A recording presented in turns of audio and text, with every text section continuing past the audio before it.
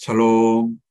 오늘 말씀은 사람들이 겪고 싶지 않은 시험이나 환란이 닥쳐왔을 때 어떻게 지혜롭게 하나님 안에서 소망을 가질까라는 것에 대한 말씀을 증거하기를 원합니다. 시험이 없이 평안하고 평탄하게 살기를 원하지만 인생사에서 평안한 날도 있지만 예상치 못한 일들이 참 많을 때가 있습니다. 그럴 때 어떻게 할까라는 말씀이 야고보서 1장에 기록되어 있습니다. 시험 받을 때 우리가 보기에 생각지 않은 어려움이 닥쳐올 때 하나님은 우리에게 기뻐하라, 온전히 기뻐하라는 것입니다. 기뻐할 수가 있겠습니까? 몸이 아프고 마음이 답답하고 환경이 얼더맨 어떻게 기뻐할 수 있겠습니까? 근데 하나님은 시험을 당하거든 온전히 기뻐하라. 여기에 숨겨진 비밀이 있다. 이렇게 말씀하시는 겁니다. 숨겨진 비밀이 뭔지, 하나님이 예비된 위로가 뭔지를 찾아서 누리는 나와 여러분이 되기를 원합니다.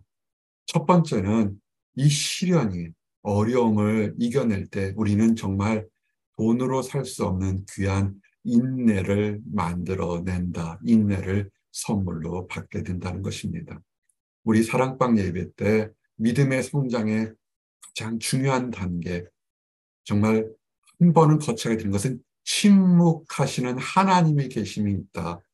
부르짖고 찾아도 아무런 응답이 없어서 세상 사람들이 하나님이 어디 있느냐고 조롱할 정도로 침묵하시는 하나님을 겪게 될 것이다 라는 얘기를 증거했습니다. 이럴 때 우리는 인내가 필요합니다. 부르신 분이 하나님이시고 분명히 우리가 기뻐하라 할 때는 이유가 있으시니까 그것을 참고 그것을 깨달을 때까지 인내가 필요한데, 인내는 하루 이틀 만에 생기는 것이 아닙니다. 정말 믿음의 사람들에게 주는 축복이자 훈장이 될 것입니다. 그래서 성경은 인내를 온전히 이루라. 하루 이틀 참을 수 있죠. 성질이 급한 사람은 하루 이틀 참는 것도 대단할지 모르겠지만 어떤 사람에게 기도 제목은 하루 이틀이 아니라 1년, 2년, 10년 참 긴 아픔이 있을 수 있습니다. 사도 바울 같은 경우도 육신의 고통이 있을 때 그를 위해서 정말 간절히 하나님께 기도했더니 하나님의 말씀이 뭡니까? 네가 연약한 곳에서 강함이 있고 내 은혜가 내게 족하다라는 말씀을 통해서 사도 바울이 그 이후로는 그 문제에 대해서 더 이상 기도하지 않습니다. 왜냐하면 하나님이 이 모든 것을 주신 것은 오히려 나를 교만하지 않고 나로 기도하게 하고 나로 하나님 앞에서 내가 얼마나 부족한 존재를 깨닫게 하는 변장된 축복임을 발견했기 때문에 사도 바울은 그것이 오히려 은혜가 되었습니다. 지금 우리들이 외로울 수 있고 물질이 부족할 수 있고 환경이 답답할 수 있습니다. 근데 그래서 기도하라고 했으니까 기도함을 통해서 우리가 하나님께서 우리에게 주시는 믿음의 인내를 배우게 될 겁니다. 이 인내를 얻기 위해서 우리는 하나 또 구해야 될 것이 지혜로운 것입니다. 무조건 참고 기다리는 것이 아니라 하나님 지금까지 참으라 그러고 지금부터 가라 하면 가고 서라 하면 서라는 하나님의 음성을 들어야 되겠죠. 인내할 땐 인내하고 부르짖을 땐 부르짖어야 되고, 마치 여리고성을 7일 동안 돌 때 6일 동안은 침묵하며 돌다가 마지막 날에 외치할 때 외치라는 그 소리를 들을 것처럼 우리는 하나님께서 말씀하시는 지혜가 있어야 됩니다. 그래서 슬프고 외롭고 답답하다고 울고 불고 하나님께 원망하는 것보다는 오히려 하나님, 이 상황을 깨닫고 이 상황 속에 예비된 그 하나님의 뜻을 분별하도록 지혜를 주시옵소서라고 기도하는 것이 더욱더 소망 있는 부르짖음이요 소망 있는 인내가 될 것입니다. 그리고 의심하지 마십시오. 하나님께서 우리를 부르셨을 때는 하나님께서 가장 선한 것으로 인도하실 것입니다. 하나님의 약속을 돌아보십시오. 혼자 있는 것이 좋지 않아서 가정을 만들게 하시고, 가정 안에서 믿음이 있는 사람들은 자녀들의 웃음소리가 담밖에 넘치도록 축복을 주시고, 이 땅에서 힘들고 어렵고 무시당한다 할지라도 우리에게는 천국이 있음을 주신 많은 약속들이 있는데, 사단 마귀는 그 약속을 의심하게 하고 회방하죠. 그래서 의심하지 마십시오.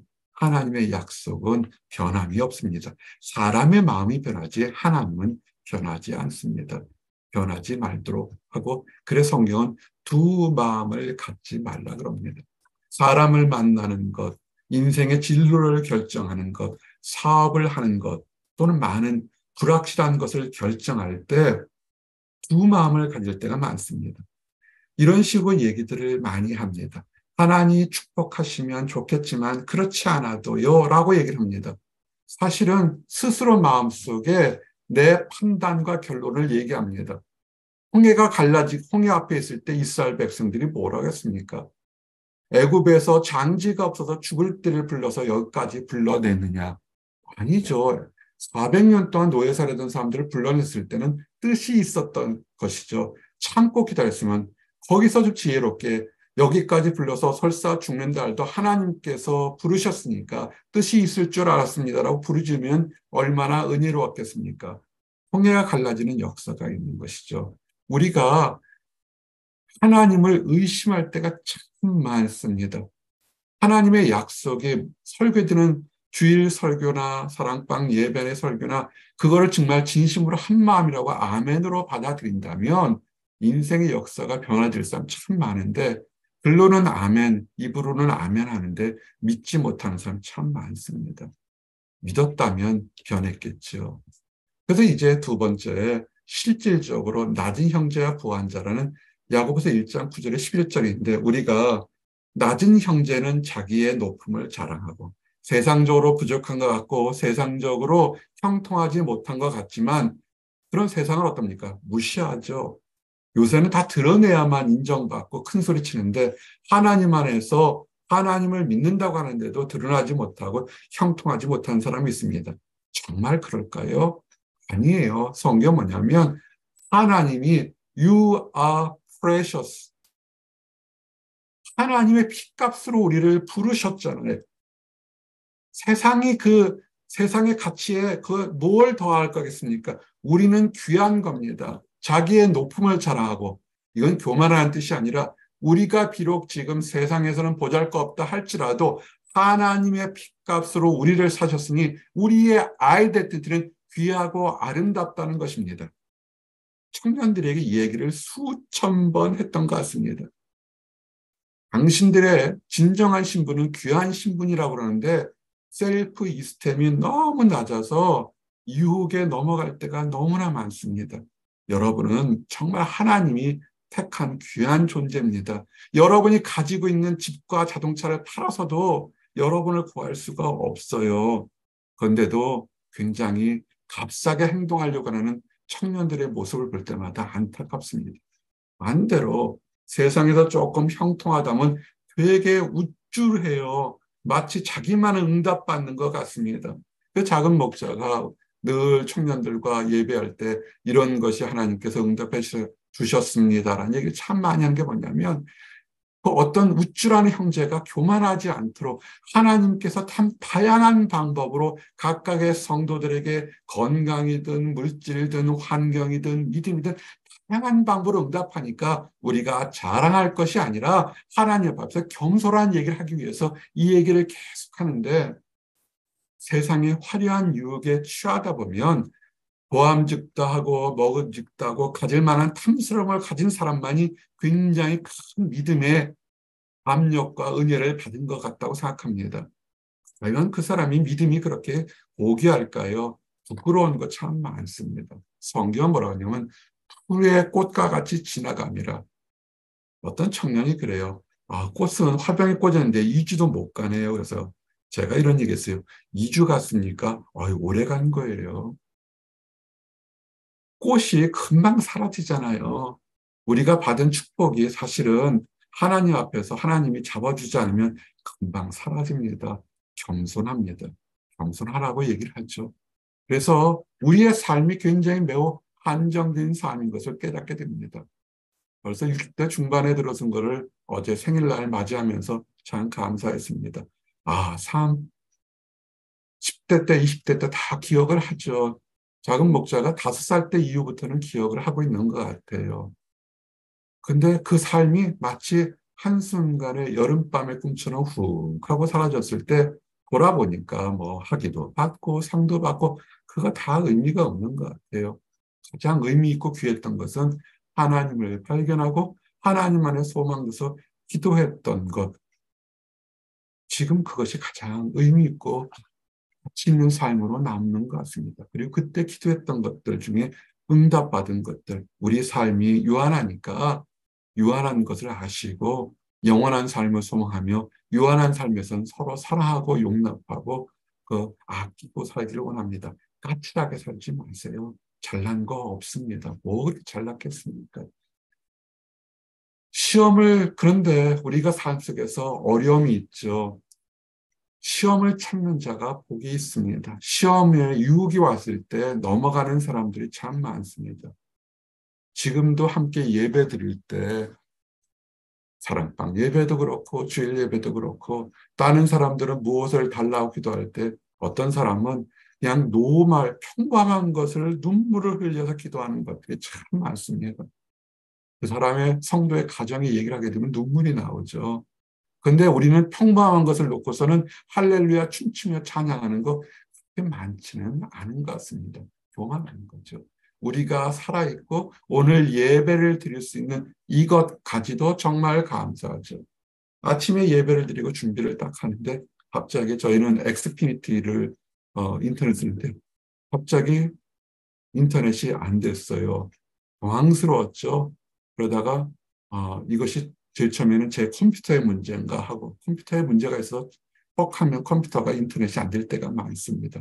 참 당황스럽죠. 그래서 또 컴퓨터가 문제인가 생각했는데 보니까 엑스피니티가 문제가 됐어요. 그래가지고 기다렸더니 20분 지나니까 다시 돌아왔습니다. 예배 못 드릴 뻔했죠. 그래서 그냥 우리가 평범하게 생각하는 것이 얼마나 하나님의 은혜가 아니면 우리는 살 수가 없구나 돌아보니까 정말 감사한 겁니다.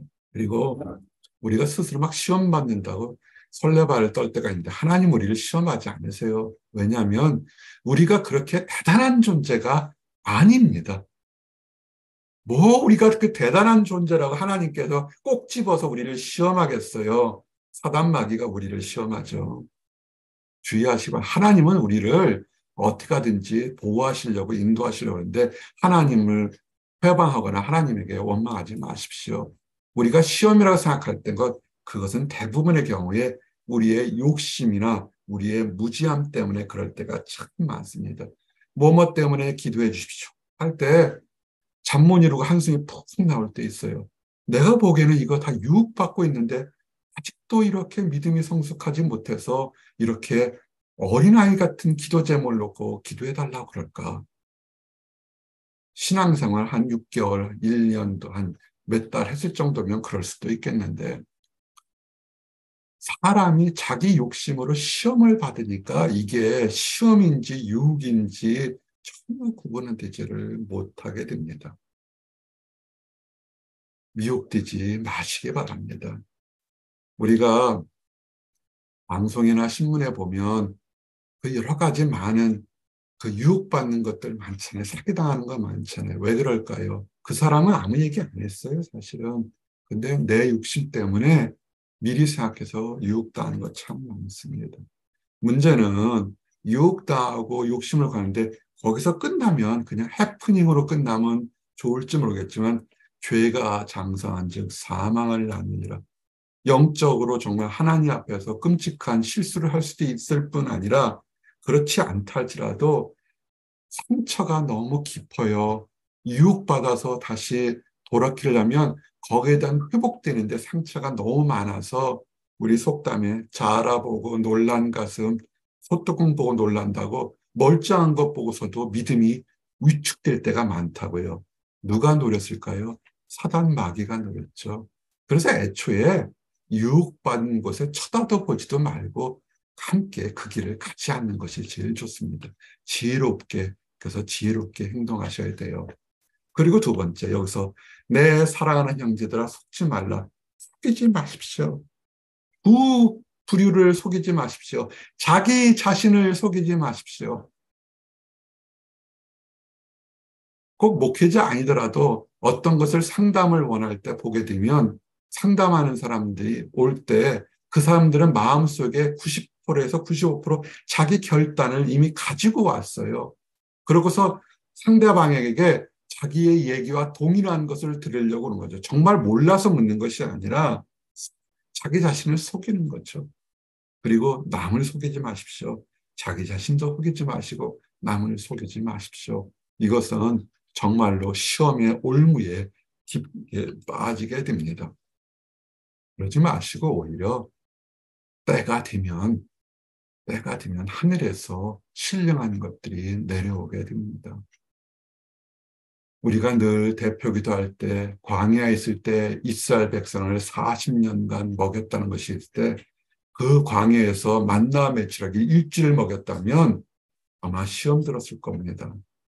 근데 40년이라는 세월은 그 당시에 1.5세대, 두 세대를 거치는 긴 세월 동안에 도저히 내 능력으로는 아무것도 할 수 없을 때 하나님 바라볼 때 하나님이 채우시는 것을 보고 기도하시기 바랍니다.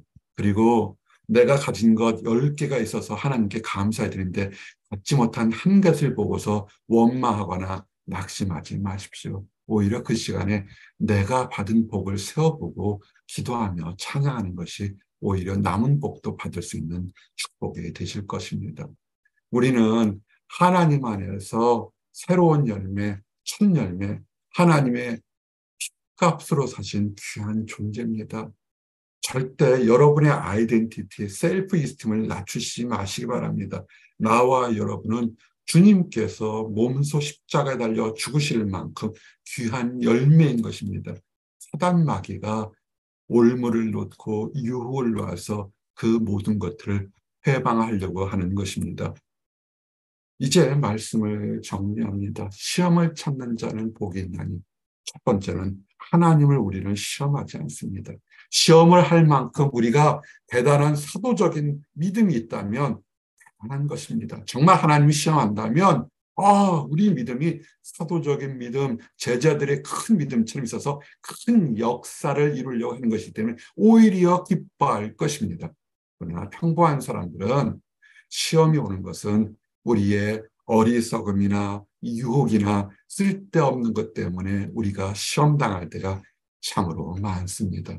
그래서 믿음을 달라고 하나님께 분별력인 지혜를 달라고 생각하셔야 됩니다.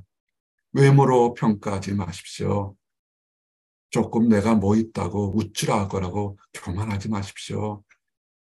인사도 못하고 보선에서 제일 싫은 거 인사 안 하는 거예요. 왜 이렇게 교만한지들 모르겠어요. 우리 가졌다고 우쭐하지 마십시오. 한순간에 날아가잖아요. 그리고 시험을 이겨내서 하나님 칭찬받기 바랍니다. 이것도 금방 지나가요. 청년 때는 수백 년 살 것 같지만 다 지나가게 되면 지나쳐 보면 돌이켜 보게 되면 그때 하나님 말씀이 참되구나 고백할 때가 있는데 그때 늦었다 후회하지 마시고 정말 그 말을 듣기 잘했다 하는 그런 칭찬받는 나와 여러분이 되시기를 원합니다. 기도하시겠습니다. 하나님 감사합니다. 시험을 참는 자가 복이 있다고 말씀하신 것처럼 우리가 때로는 어려울 때 참고 인내하며 하나님의 뜻을 잘 분별하도록 허락해 주시옵소서. 우리가 정금같이 나오기 위해서 하나님께서 어려운 환경을 주시면 우리의 믿음과 우리의 장래의 소망이 더욱더 귀하도록 예비하신 것인가 감사한 것이고 또한 애매히 또는 어리석음으로 고난당할 때는 우리의 범죄함이나 우리의 유혹받는 것에 대해서 돌이켜볼 수 있는 지혜를 주셔서 이 시험을 잘 이겨낼 수 있도록 인도하여 주시옵소서. 그래서 하나님의 숨겨진 비밀과 축복을 다 받아 누리는 우리 모든 성도들 되도록 허락하여 주시옵소서. 늘 감사드립니다. 예수 그리스도 이름 받들어 기도드렸습니다. 아멘.